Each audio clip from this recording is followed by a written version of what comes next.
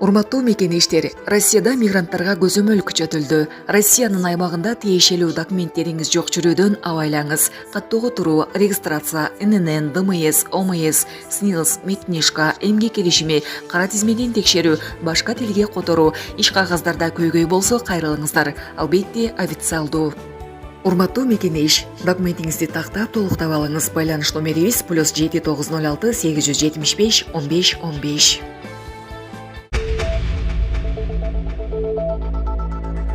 Депутат Бишкекте оңрулдуу унаалардын жүрүүсүнө тыюу салууну сунуштады. Бүгүн 21 январда Жогорку Кеңештин транспорт, коммуникациялар, архитектура жана курулуш боюнча комитетинин жыйынында депутат Элморза Сатыбалдиев оңрулдуу унаалардын Бишкек шаарында жүрүүсүнө тыюу салууну сунуштады. Ал өлкөнүн жолу сол рулдуу унааларга ылайыкташып салынганын белгилеп, жолдун оң тарабы менен жүргөн эрежени жок дегенде борбор калаада иштетүү керек деген оюн айтты. Муну мэрия өзүнүн токтому менен деле ишке ашырып койсо болот. АТРдын алкагында көп айылдар шаарга кошулду. Ошол айылдагы бош үлүшчелерге унаа токтотуучу жайларды курса кандай болот? Оңрулдуу унаалардын айдоочулар унааларын ошол жакка токтотуп коюп, шаарга коомдук транспорт менен киришеби же тууганын чакырышабы деген ойдо, деди Сатыбалдиев. Ошондой эле ал Бишкекте чоң жүк ташуучу унаалардын жүрүүсүнө дагы чектөөлөрдү киргизүү керектигин айтты. Депутат жүк ташуучу унаалардын сутканын белгилүү бир убактысында же шаардын белгиленген көчөлөрү менен жүрсө дейт Булак Суперкежи. Мунарбек Сейитбек уулу 3-даражадагы Манас ордени менен сыйланды. Өлкөнүн бокс боюнча курама команданын мүчөсү Мунарбек Сейитбек уулуна 3-даражадагы Манас ордени тапшырылды. Бул тууралуу бүгүн 21 январда Маданият, маалымат, спорт жана жаштар саясаты министрлиги билдирди. Ак ылайык сыйлык мушкерге 2024 Париж Олимпиадасындагы жетишкендиги жана өлкөдөгү боксту өнүгүшүнө зор салым кошкон үчүн берилген. Аны Маданият министри Алтынбек Максутов тапшырды. Белгилей кетсек, Мунарбек Сейитбек уулу Кыргызстандын бокс тарыхындагы Олимпиада оюндарынан байгелүү орунга илинген биринчи мушкер болгон. Чүйдө күн электр станциясынын курулушу башталды. Бүгүн 21 январда Чүй облустунун Кемин районунда жаңы күн электр станциясынын курулушу башталды. Бул туурасында министрлер кабинетинин маалымат кызматы билдирди. Москва шаарында жашап жана эмгектенесизби? Медициналык кызматтар керек, бирок алар сизге кымбат жана сапатсыз сезилет. Умбем клиникалар тармагы сиздерге өз кызматтарын сунуштайт. Бүгүнкү күндүн талабына жооп берген заманбап жабдыктар менен кесипкөй дарыгерлер сиздерди күтөт. Бизде сиз стоматолог, тиш дарылоонун бардык түрлөрү, уролог, невролог, лор, терапевт, хирург, окулист, педиатр, УЗИ жана башка дарыгерлердин кеңешин алып дарылануу мүмкүнчүлүгү бар. Умбем клиникалар тармагы бул жогорку сапаттагы медициналык жабдыктар менен камсыз болгон профессионал дарыгерлер. Сиздердин ыңгайлуулук үчүн Умбем клиникаларынын Москва шаары боюнча 3 медициналык борбору иштейт. Өзүңүзгө ыңгайлуу даректи тандап медициналык кызмат алсаңыз болот. Ушул ай ичи бизге келип төмөндөгү кызматтарга арзандатуу менен медициналык кызмат алыңыздар. Ден соолугуңузга кам көрүүнү эртеңкиге калтырбаңыз. Умбем клиник Москва. Демине министрлер кабинетинин төрагасы Адылбек Касмалиев катышып, күн электр станциясынын курулушу Кыргызстандын энергетикалык көз карандысыздыгына жана туруктуу өнүгүүсүнө жасалган маанилүү кадам экенин белгиледи. Мындан тышкары кытайлык өнөктөштөргө, Шэньси провинциясынын өкмөтүнө жана инвесторлорго эки өлкөнүн кызматташтыгын өнүктүрүүгө кошкон салым үчүн ыраазычылык билдирди. Кошумчалангандай кубаттуулугу 100 мегаватт болгон күн электр станциясы жылына 155 миллион киловатт-саат электр энергиясын иштеп чыгуу менен көмүр кычкыл газын бөлүп чыгарууну 140 миң тоннага жана көмүргө болгон керектөөнү 50 миң тоннага азайтат. Ал эми бул күн электр станциясын курууда 500гө жакын жумушчу орун түзүүгө мүмкүндүк берет. Bir күндө 500 бет китеп окуган Дин алымы Чубак Ажы Жалилов көзү тирүү болсо 50 жашка толмок.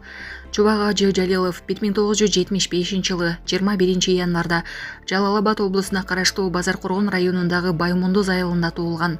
Ал үй бүлөдө 6 туугандын экинчиси болгон. Атасы Тажибай Жалилов математика мугалими, апасы Гүлжамал Сакыева англис тили боюнча мугалим болгон. Чубак Ажы орто мектепти алтын медаль менен, ал эми жогорку окуу жайларды кызыл диплом менен бүтүргөн. Ал 1992-1996 жылдары Кыргызстан Ислам университетинде, 2000-2002 жылдары Сауд Аравиясындагы Аль-Куро эл аралык университетинин алдындагы араб тили институтунда, 2002-2006 жылдары аталган университетте фикх боюнча билим алган. Эне тилинде жана орус, араб тилдеринде эркин сүйлөгөн.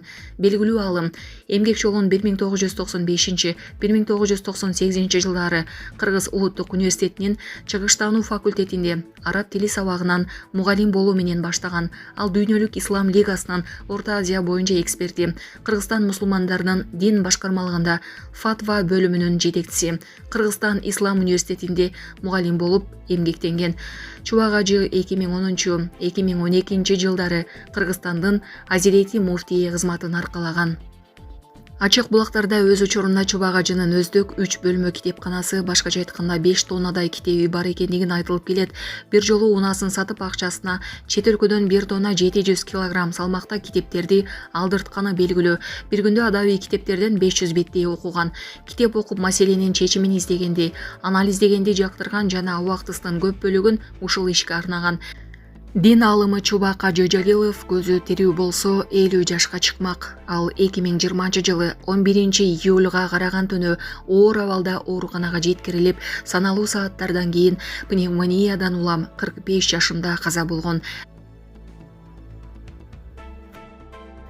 Трамп Мексика булуңун Америка булуңу деп өзгөртүүгө буйрук берди. АКШнын президенти Дональд Трамп Мексика булуңунун аталышын Америка булуңу деп өзгөртүү процессин баштаган буйрукка кол койду.